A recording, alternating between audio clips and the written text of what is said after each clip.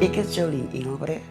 Ik is eigenlijk nog 45, nog niet, 46. Ik ben enkel mama. Ik heb 2 pleegkinders in mijn zorg. Twee van mijn eigen. En dan heb ik een volwassen zoon ook. Waar het 5 kinderen maakt in 1 huis.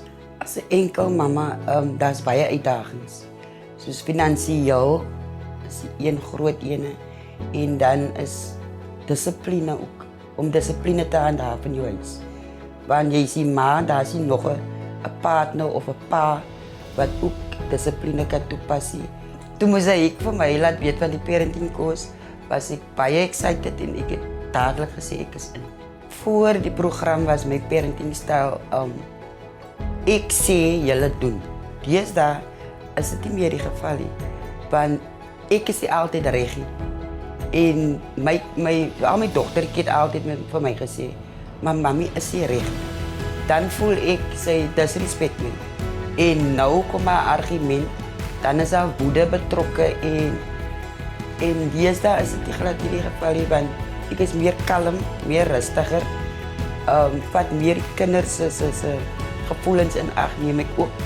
Maar dat wil niet zeggen, daar is die discipline meer. Die discipline in die huis is nog baie beter.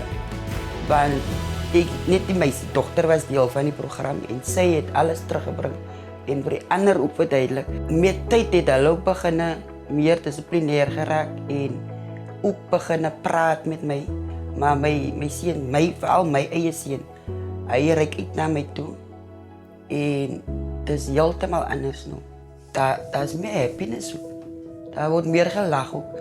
Waar dan net in het verleden was het net geschel en discipline. En mijn kinders is meer gemakkelijk en ons is baie nauwer aan elkaar ook. Die gedeelte wat hulle wil verduidelik, dat luister is baie belangrijk. En die kindse gevoelens, daai gedeelte was vir my baie emotional geweest. Want toe kon my meisiekind baie goed relate daarin. En sy het daai dag baie geïnteresseerd.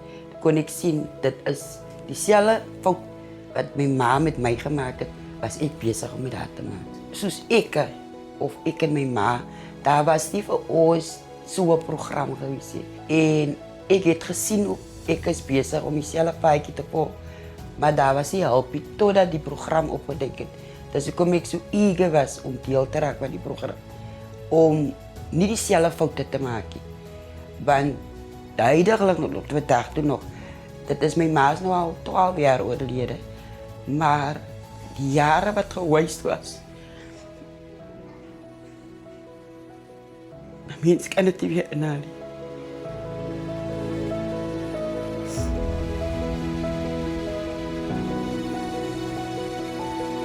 Ik wil net zeggen voor die mozaïekspan, die donateurs, die volunteers, allemaal wat betrokken is bij mozaïek. Mozaïek is een baie wonderlijke programma en ik is nooit spijt dat ik en mijn kinders deel kan wees daarvan nie. Want hulle bou jou, hulle help jou, hulle is daar vir jou. En ik wil net voor allemaal wat betrokken is, baie dankie sê. Die liefde wat hulle ook het vir ons ouers en ons kinders. En daarvoor wil ek baie dankie sê.